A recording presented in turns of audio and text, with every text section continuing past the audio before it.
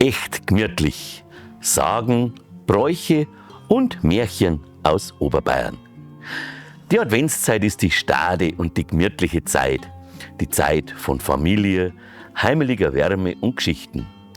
In 24 Episoden laden wir euch ein, in die faszinierende Welt der Sagen, Bräuche und Märchens Oberbayerns einzutauchen. Unter der Woche gibt's kurze Sagen und lebendige Bräuche, die oft wild und ursprünglich sind.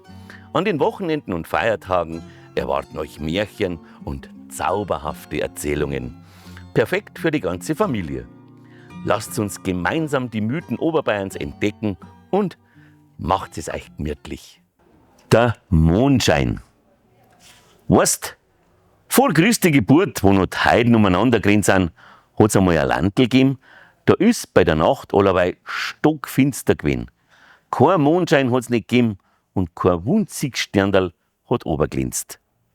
Aus dem Landl sind einmal 4 junge Leder auf die Walz gegangen und endlich, wo hingekommen, da ist auf einer Ohren eine erleichterte Kugel gehängt.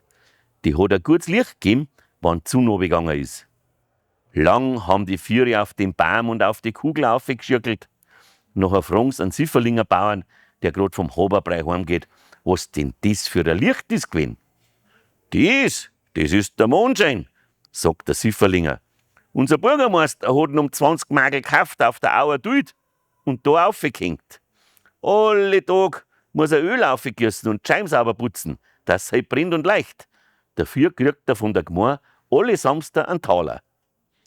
Wie der Bauer um die Reim umgegangen ist, sagt der Seppi: Lust's, den Mondschein könnte man mir auch gut brauchen. Ohren haben wir in unserem Landl genug. Und her nicht wie da könnte man aufhängen. Das war anders zünftig, wenn wir bei der Nacht vom großen Brei nimmer in der Finsternis heimtappen müssten. Weißt was, sagt der Six drauf, da holen wir uns einen Wagen und eine Ros und fahren den Mondschein heim. Die können sie wieder einen anderen kaufen, auf der Auer Duld. Hast recht, lacht der Anderl. Und ich kraxelt auf die Ohren auf und hol das Licht runter.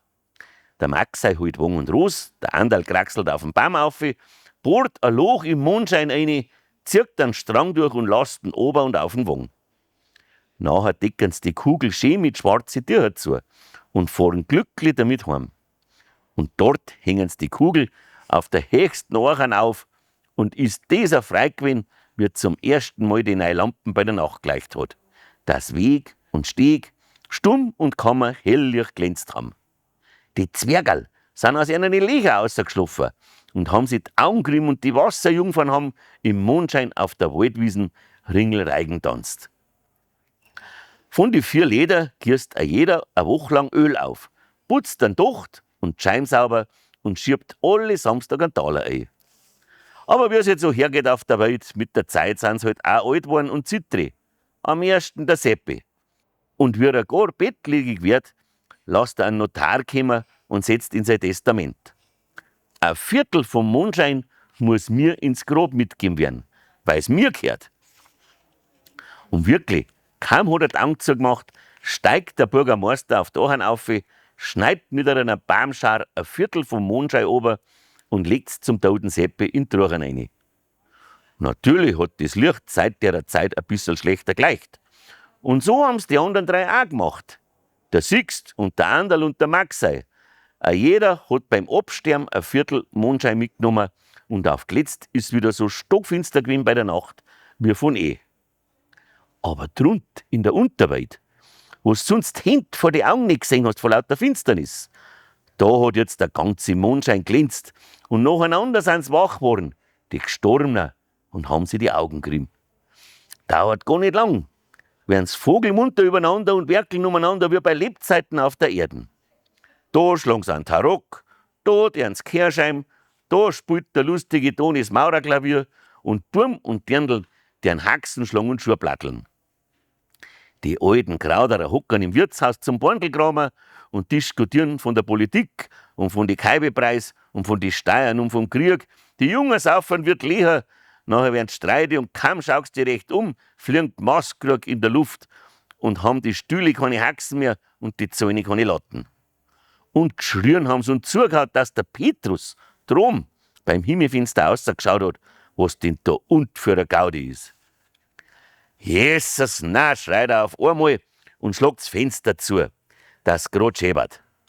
Gabriel, Michael, geschwind, kommt's mit engere Schutzengel, schlagt's Alarm, leit's Sturm, da drunten geht's zu wie bei einem Aufstand. Etwa kommen's gar zu uns auf und stürmen an den Himmel. Beim zweiten Gegrüßet heißt Maria, ist schon da gestanden, die ganze Himmelpolizei in Reihe und Glied wie's Leibregiment. Aber von unten ist nix gekommen. Da holt der Petrus sein Schimmi aus dem Stall und reitet in die Unterwelt runter. Jetzt hat er gleich gesehen, was denn da schuld ist. Ohne lang zu fragen, nimmt er den Mondschein mit und nagelt ihn oben am Himmel baumfest an. Und wie es drunten wieder stockfinster gewesen ist, sind die Toten gleich wieder die Augen zugefallen. Und jeder ist wieder in seine Gruppe gesungen. Und da geben sie jetzt eine Ruhe bis zum jüngsten Tag. Ja, und so ist unser heutiges Märchen zu Ende gegangen. In dieser starken Zeit, in der es draußen ruhig und kalt wird, wünschen wir euch von ganzem Herzen ein warmes, friedliches Weihnachtsfest. Genießt die gemütlichen Stunden mit euren Lieben, die gute Gespräche und die kleinen Freuden, die diese Zeit so besonders machen. Lasst es euch einfach gut gehen, feiert sie. Schöne Weihnachten.